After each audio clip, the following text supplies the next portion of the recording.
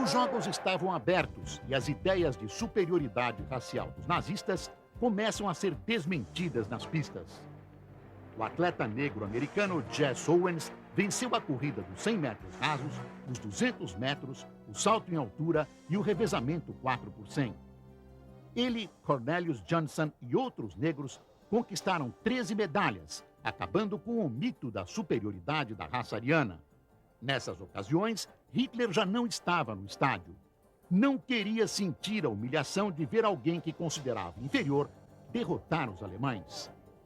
Jesse Owens, neto de escravos, fez história por seu fantástico desempenho atlético e também por simbolizar o repúdio ao racismo.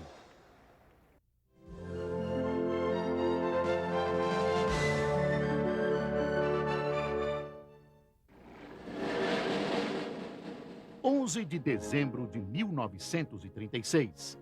O rei Edward VIII se tornou o primeiro monarca britânico na história a abdicar de livre e espontânea vontade. Ele desistiu do trono por amor. Queria se casar com uma americana divorciada, mas enfrentou a oposição da Igreja Anglicana, do parlamento e da própria família. O novo amor do rei era Wallis Simpson, de 40 anos, uma socialite de Baltimore, Estados Unidos. Ela foi levada a Londres por seu segundo marido, Ernest Simpson, e através de uma amiga conheceu o príncipe Edward, com quem iniciou um romance. A imprensa de Londres foi discreta, mas depois que Edward subiu ao trono e Wallis iniciou um processo de divórcio para se casar com o rei, a explosiva história apareceu nos cinejornais americanos. Wallis Simpson, the former Baltimore Belle. King Edward and Mrs. Simpson. O romance do rei provocou uma crise na Grã-Bretanha. A Igreja Anglicana era contra o divórcio.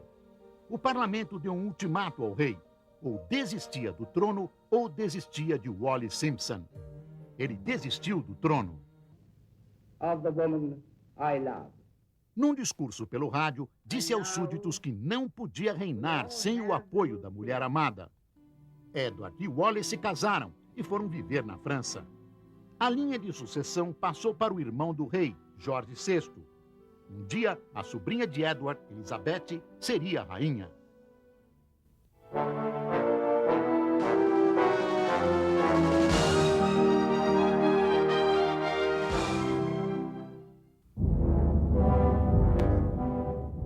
6 de maio de 1937. Foi o dia em que o Hindenburg, o premiado Zeppelin da Alemanha nazista, voltou aos Estados Unidos pela última vez.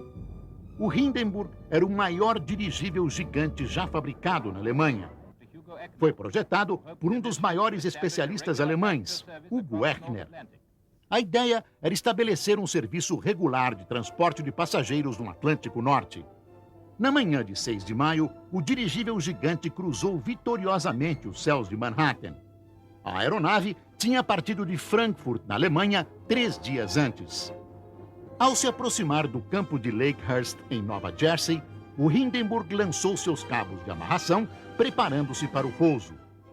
Estava a 100 metros de altura quando o desastre aconteceu. A maior aeronave do mundo explodiu, transformando-se numa bola de fogo.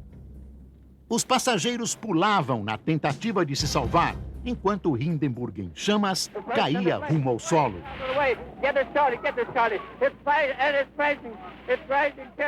O acidente mostrou o poder de duas recentes criações, o rádio e os cinejornais. A tragédia do Hindenburg, narrada ao vivo, foi a primeira transmissão de costa a costa nos Estados Unidos. O filme do desastre levou multidões aos cinemas. As equipes de resgate agiram rápido. E das 97 pessoas que estavam a bordo, 35 morreram. Para voar, os dirigíveis usavam o hidrogênio, um gás mais leve que o ar, mas altamente inflamável. Por isso, até hoje, não se sabe se a tragédia do Hindenburg foi acidente ou sabotagem. Dias depois, Hitler proibiu o voo de todas as aeronaves que usavam hidrogênio. Terminava a era dos Zeppelins. Os alemães poderiam ter trocado o hidrogênio pelo hélio, um gás seguro. Mas os avanços tecnológicos dos aviões já estavam encurtando o tempo das viagens. E logo, os dirigíveis seriam apenas uma nota de rodapé na história da aviação.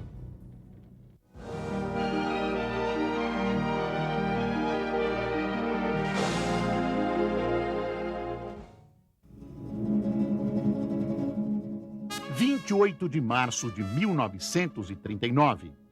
O general Francisco Franco vence a Guerra Civil e toma o poder na Espanha.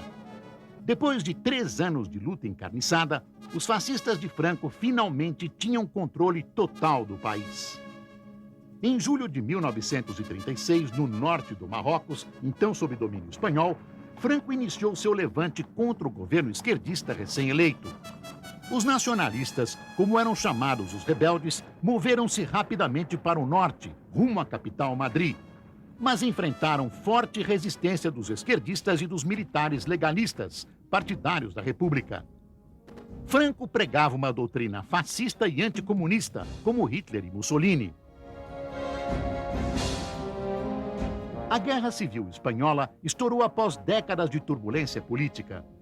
Em 1931, quando o rei Alfonso deixou a Espanha e foi implantada a República, havia uma atmosfera de esperança. Mas a polarização entre direita e esquerda continuou, até se transformar em guerra aberta. A Rússia soviética abastecia o governo esquerdista de Madrid. Alemães e italianos lutavam ao lado dos nacionalistas de Franco. Ataques aéreos a Barcelona e outras cidades foram feitos pela Força Aérea Alemã no ensaio para a Segunda Guerra Mundial. 500 mil de pessoas morreram no conflito. E 500 mil de republicanos fugiram para a França, atravessando os Pirineus. No início de 1939, as tropas de Franco tomaram a arrasada Barcelona e, no dia 28 de março, entraram em Madrid. Outro país europeu aderia ao fascismo. Mas, ao contrário de Hitler e Mussolini, Franco ficou muito tempo no poder e governou a Espanha até sua morte, em 1975.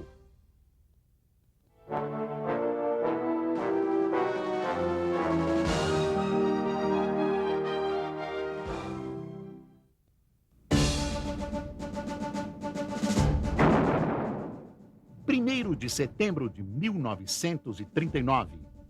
A Alemanha nazista invadiu a Polônia, lançando a Europa e depois o mundo inteiro num conflito de proporções catastróficas. Até então, Hitler tinha conseguido tomar territórios com ameaças e intimidação.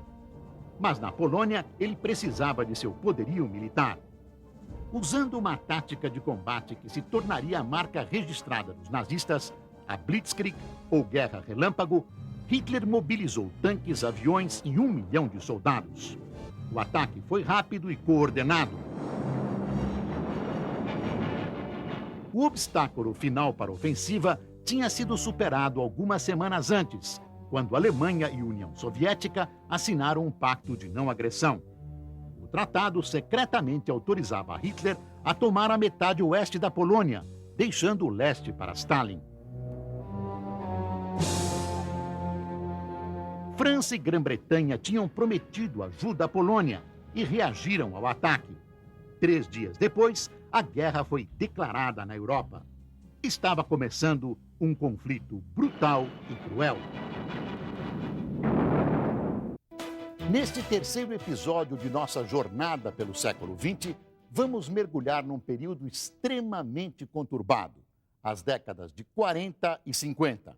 É o tempo da bomba atômica e da vacina contra pólio. Tempo do Holocausto e da criação do Estado de Israel. Tempo de luta na Índia, mas sob a liderança de Gandhi, o maior dos pacifistas.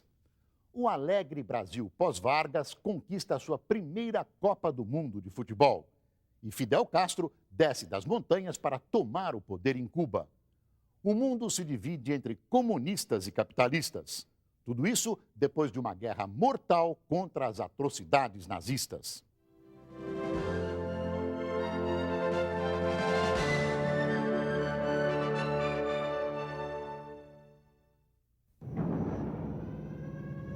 December 7, 1941. 7 de dezembro de 1941.